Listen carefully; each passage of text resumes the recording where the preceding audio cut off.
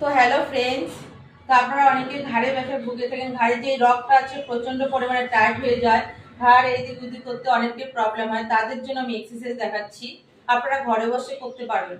প্রথমে হাতটা এদিকে নিয়ে অপোজিট সাইডে টান দিব, আর ঘাড়টা এদিকে 10 সেকেন্ড হোল্ড করে রাখতে লাগবে। এদিকে একটা টান টান হয়।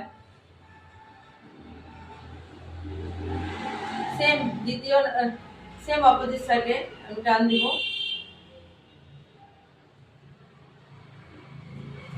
ছেড়ে দিব।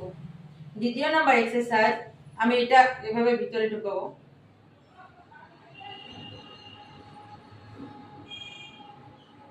10 সেকেন্ড হোল্ড করে রাখবো। তৃতীয় নাম্বার এক্সারসাইজ, হাতটা এভাবে নিয়ে এভাবে 10 সেকেন্ড রাখবো, আমি